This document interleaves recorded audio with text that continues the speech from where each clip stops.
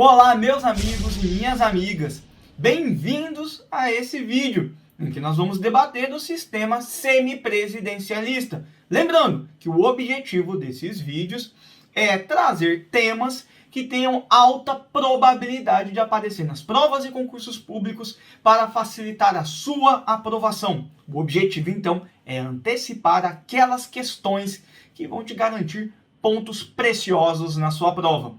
E nesse caso, é o sistema semipresidencialista que andou aparecendo nos noticiários. Então, se você quer acertar essas questões, ou se quer conhecer um pouquinho mais sobre o sistema semipresidencialista, nos acompanha nesse vídeo. Vamos lá? Quando a teoria geral do Estado analisa determinado Estado político, ela vai analisar sobre a forma de Estado. É unitário, é federado, é confederado. A forma de governo, é monarquia ou é república. O sistema de governo, presidencialismo, parlamentarismo e o regime de governo. Se ele é autocrático, ou seja, ditaduras, ou ele é democrático. O sistema semipresidencialista está ali entre o presidencialismo e o parlamentarismo, ou seja, é um sistema de governo. E o sistema de governo é a forma como os poderes se relacionam entre si. Lembrando que no presidencialismo há uma separação de poderes, no caso do Brasil, o artigo 2º da Constituição Federal também traz um sistema de freios e contrapesos, ou check and balances, trazendo um presidencialismo de coalizão, ou o sistema parlamentarista que tem uma interdependência entre os poderes. Mas no sistema semipresidencialista, o poder executivo é exercido de forma dual, ou seja, o povo elege um presidente da República que exercerá a chefia de Estado, ou seja, representará a República Federativa do Brasil perante a comunidade internacional, além de exercer algumas outras atribuições internas, diferente do sistema parlamentarista, em que o presidente da República é meramente o chefe de Estado. Também existirá a figura do primeiro-ministro. Esse sim será o administrador interno, ou seja, é quem exerce a administração interna do poder executivo naquele determinado estado. Como é que funciona então essa relação? O presidente da República eleito, ele vai nomear um primeiro-ministro. Esse primeiro-ministro vai apresentar um plano de governo ao Poder Legislativo, que, se aprovado, o Poder Legislativo pode optar, escolher entre manter aquele primeiro-ministro nomeado pelo presidente para tocar esse plano de governo, ou ele pode escolher um novo primeiro-ministro para tocar esse mesmo plano de governo. A responsabilidade do primeiro-ministro, então, é perante o parlamento. Ele presta contas ao parlamento. E a responsabilidade do parlamento é perante o povo, ou seja, o parlamento presta contas perante o povo. Se porventura o parlamento perder a confiança no primeiro-ministro, ou seja, existir uma crise de confiança, o parlamento pode convocar ali uma moção de confiança e destituir o primeiro-ministro, nomear um novo primeiro-ministro para que siga aquele plano de governo.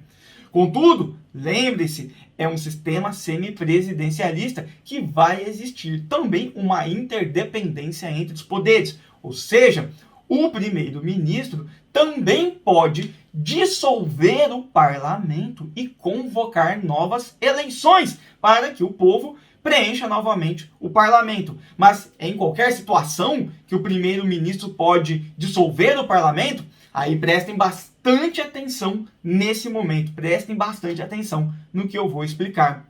O primeiro-ministro só pode dissolver o parlamento se, porventura, o parlamento se desvencilhar, se desvincular do plano de governo aprovado pelo próprio parlamento. Agora, como é que então o parlamento pode alterar a sua forma de enxergar o plano de governo ou até mesmo alterar os seus objetivos em situações que não estavam previstas no plano de governo?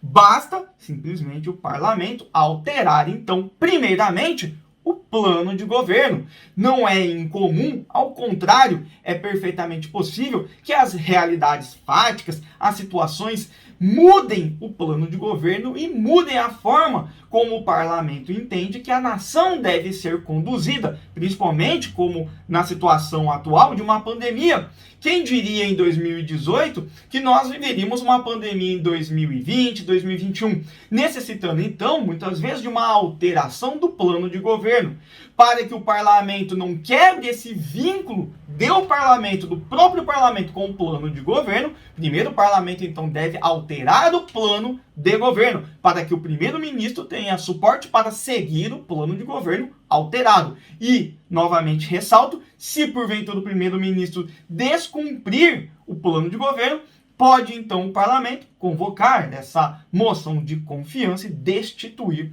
o primeiro-ministro. É isso, pessoal. Esse é o sistema semipresidencialista. É lógico e óbvio que há diferentes formas de sistema semipresidencialista espalhados pelo mundo, porque cada legislação vai trazer maiores ou menores atribuições do presidente da República e do primeiro-ministro, o que cada um pode fazer, até onde cada um pode ir. E se porventura essa discussão no Brasil ela ganha encaminhamento, também é necessário ver até que ponto é delimitada a competência e as atribuições do presidente da República e de um eventual primeiro-ministro. Forte abraço e sucesso!